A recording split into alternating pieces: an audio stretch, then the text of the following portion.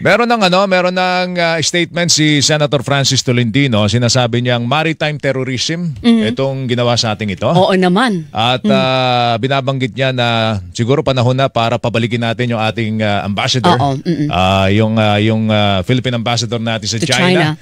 Para pagpapakita ho ng pagprotesta. Nasa linya natin si Senator Francis Tolentino, chairperson po ng Senate Special Panel on Philippine Maritime Zones at Vice Chairperson ng Committee on Foreign Relations. Senador, magandang umaga. Magandang umaga, sir. Magandang umaga po. Pasensya na po. Nandito po ako sa packet sa stage sa Porac, Pampanga. Ay, naku, sorry po. Okay lang, sir. Okay lang po bang makausap namin kayo, Senador? Matanong lang namin, ano initial reaction ninyo doon sa panibagong insidente po sa West Philippine Sea? Ay, masama po yun. Masama po yun. Kasi kapapasa lang natin nung isang linggo nung Philippine Maritime Zones Law na ako po yung may akta. At di umano, ang China ay nag-react na rin doon sa Philippine Maritime Zones Law kahapon pagkatapos yung nangyari sa West Philippine Sea na sinasabi nila na violation daw sa batas nila yung Philippine Maritime Zones Law. So, ang immediate reaction ko, una doon sa insidente, masama, hindi katanggap-tanggap. At inuulit ko po yung hiling ko dati hapon, nandito siya sa Pilipinas, wag mo na siyang paalisin. Yun po dapat i-recall muna natin temporarily si Ambassador Cruz dito muna sa ating bansa. Pangalawa, doon sa statement ng Chinese Foreign Ministry kahapon, ang reaction ko po wala pong karapatan ang China na i-veto ang Philippine Maritime Zones Law. Nakapapasa lang ng Senado. Kung yung pong ating ambassador, hindi dapat nating i-recall, yung ambassador naman ng China sa Pilipinas, pwede bang paalisin natin dito sa teritoryo natin, Senator? May mga panawagan na po na siya i-deklarang persona non grata. Opo, pwede po yun. Isang uri din po na malalim na diplomatic move yun. Pero ang immediate natin magagawa ay yung hindi pa natin nagagawa. Yung atin ay pauwi Ulaanbaatar sa Mongolia po. So nandito po siya. So parang huwag muna siyang bigyan ng ticket, umalis. Parang declaration of recall na lang ang gagawin ng gobyerno natin. Hindi naman po. Huwag muna siyang pabalikin. Okay, huwag nang pabalikin. Pero pwede ba naming malaman ano bang nilalaman ng Philippine Maritime Zones Law na sinasabi niyo na ipasa na po sa Senado? Opo, nung isang linggo, ito po yung nagdi-demarcate, nagbibigay ng boundary ng guhit kung saan yung kahapon bilang tugon doon sa pagpasa natin ng Philippine Maritime Zones Law. Kasi pagkapangyari po noon, sumagot yung kanilang Ministry of Foreign Affairs at ito po yung sinabi na ayaw daw nila yung Maritime Zones Law.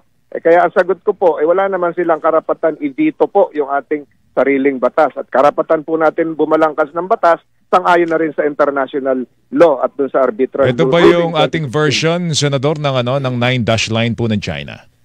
Hindi po. Yung arbitral ruling. Yung kanila, walang angkla sa batas international. Itong atin po ay nakasalig po ito sa international law. Paano po, Senator, kung hanggang sa dulo hindi pa rin po pansinin ng China yung ating Maritime Zones Law?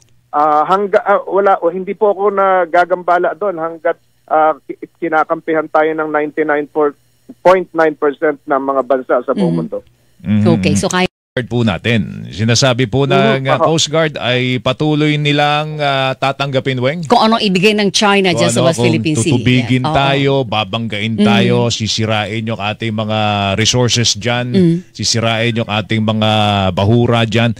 Tamang postura pa rin ba ito? Kasi ang sinasabi lang po ng Coast Guard, pinapakita natin sa mundo kung paano nagiging agresibo mga Chino at mismo ang mundo na po ang sisita po sa kanila. Is this the right posture sa ngayon, Senador? Sa ngayon po siguro tama yun, pero may hangganan po yun. Siguro nag-escalate po Nangyari po ngayon, binangga na, nabasag yung windshield, nasaktan na. Ayaw po naman natin dumating sa mahantong po yun sa mas malalim pa roon. So, ang kailangan po siguro ay maunawaan ng China sa pamamagitan ng ibang bansa na mali yung kanilang ginagawa. Sa pamamagitan ng ibang bansa, paano paraan yun, Senator? Yung mga kaalyado po natin at hindi kaalyado, kailangan iparamdam sa China na mali yung kanilang ginagawa. So kailangan natin mag-lobby doon sa mga kaalyado natin na iparamdam. hindi natin kailangan maglabi. Ginagawa na po nila ng kusa. Okay. Kaya itong Philippine Maritime Zones Law, ipafile din po natin ito sa United Nations para nang sa ganon ay ma-recognize po ito. Ayun, good. Okay, ang Foreign Relations, ang Foreign Department, sinabi na po nila, lumayas na kayo dyan sa ayungin. Anong nakikita niyong kahihinatnan itong statement na ito at posturang ito ng Department of Foreign Affairs? Ay, hindi po basta lalayas yung mga yon. Ganong katitigas ang ulo ng mga yon. So, there will be diplomatic moves. There will be an upscale diplomatic initiative at marami hong forum na mahirap i-discuss dito, pero marami hong galaw na alam na gawin ng Department of Foreign Affairs kung paano po ito dapat ma-de-escalate. Sa dulo, Senator, last point ko na ito, sa UN talaga ang bagsak ng usaping ito. Doon tayo magkakaroon ng, pagkatatapos sa usaping ito? Marami po laban, yung mga nangyari sa Benham Rice isang linggo, papunta na po yung sa ITLOS Opo. Yung International Tribunal. Opo. Yung nangyari po sa pagsira sa corals, yung sa Baudi Masinloc. Ganon din po yun So ipunin po natin lahat yun. Yun po ay magpapalakas sa ating posisyon.